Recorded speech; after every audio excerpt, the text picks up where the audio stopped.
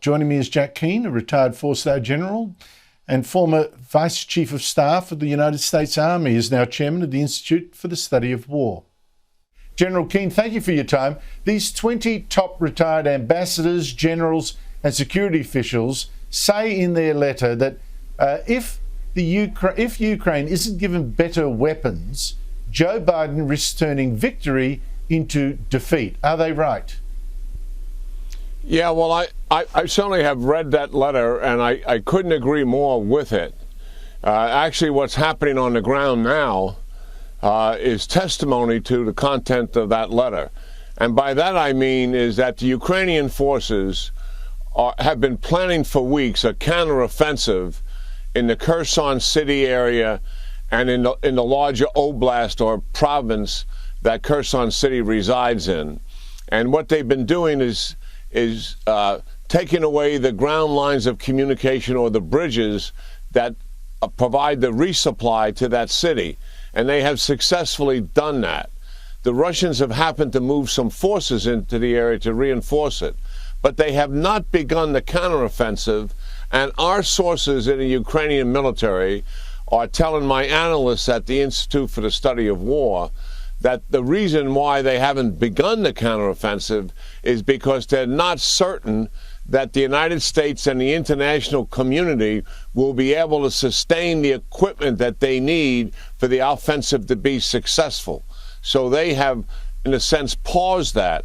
They are also conducting sabotage and espionage against bases in Crimea, an air base and also a supply base. And the reason for that is because much of the supplies that are generated to help the Russian forces in the south come out of the Russian bases in Crimea.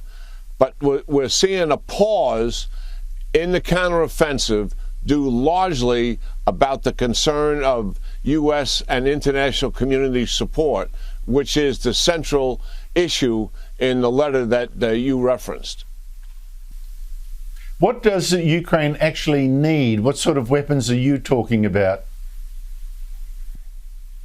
Yeah, well, they need more HIMARS. These are rocket artillery, and they have positioned HIMARS, which are referred to as GMARS for short, which can go 50, 60 miles with a high degree of accuracy. I mean, this is a 200-pound projectile. It's very much like a precision-guided bomb let out of an airplane.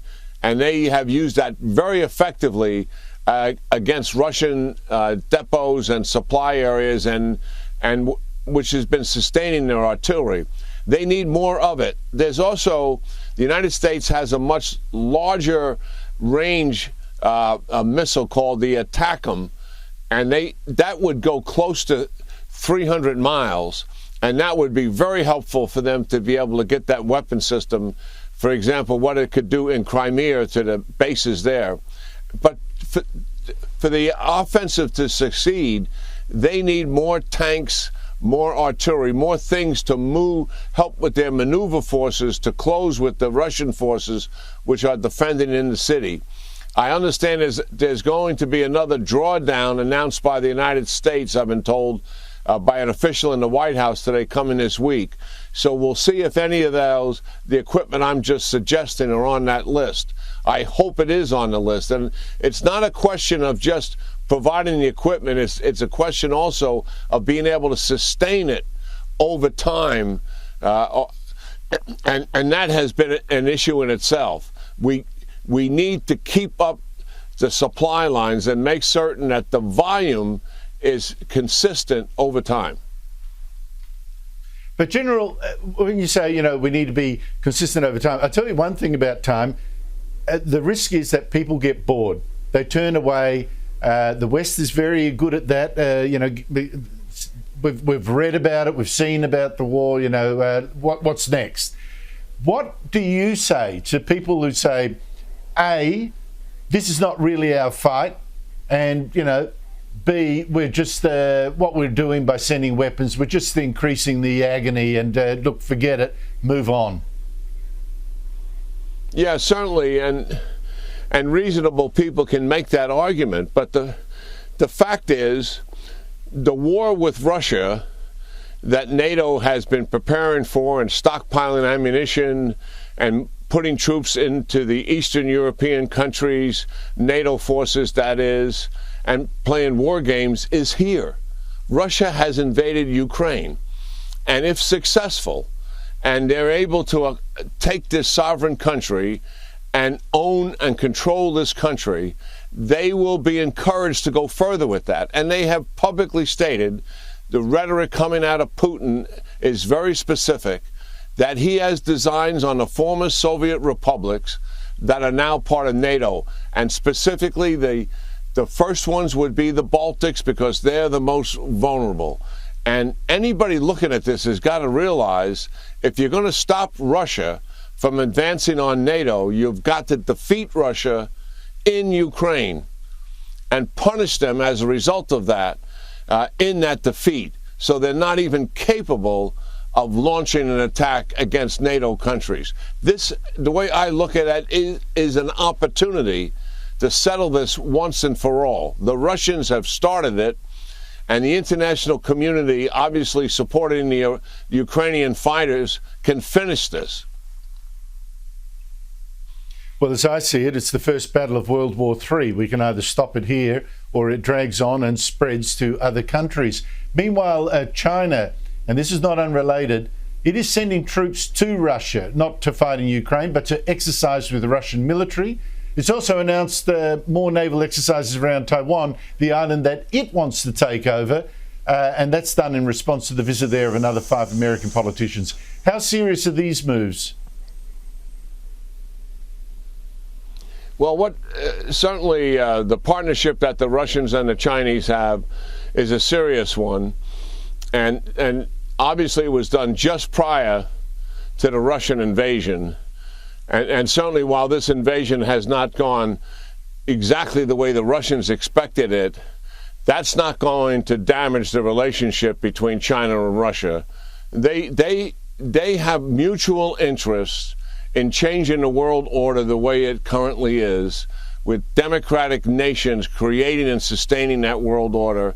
Obviously, the United States has a significant influence on it, and they want to stop that. It's not in their national interest. They want to have a different sphere of influence, and that is the reality that they're both operating with, and that is why President Xi is supporting the Russian invasion of Ukraine, and would be likely that Putin would support the Chinese invasion of Taiwan. And certainly the aggressive activity we've seen just recently by the Chinese in reference to Taiwan as a result to Speaker Pelosi's visit certainly escalated things rather significantly. I do believe that the United States and our allies in the region have really got to get serious here about supporting Taiwan. I mean, let's learn a big lesson from Ukraine. We're providing most of the weapons to Ukraine after the invasion started. If we had gotten a lot of that in there before the invasion started, we'll never know this for sure, but it's possible that Putin could have been deterred. But in Taiwan, trying to get the weapons in after the invasion start, which is an island nation, means you'd have to fight your way in there to get the arms and munitions in there. We've got to get it in there now. And also, as a result of President Xi's recent escalation, I think we're completely justified to send in trainers to assist the Taiwan military, to send in planners to work the war plans with the Indo-Pacific region and our allies and partners in the region, with Japan, with Australia, and others, so that there is some synchronization of our collective efforts and what to do about a potential invasion of Taiwan by China. Always terrific to talk to you for your insights. Thank you so much for your time. All right. Thank you very much. Enjoyed it.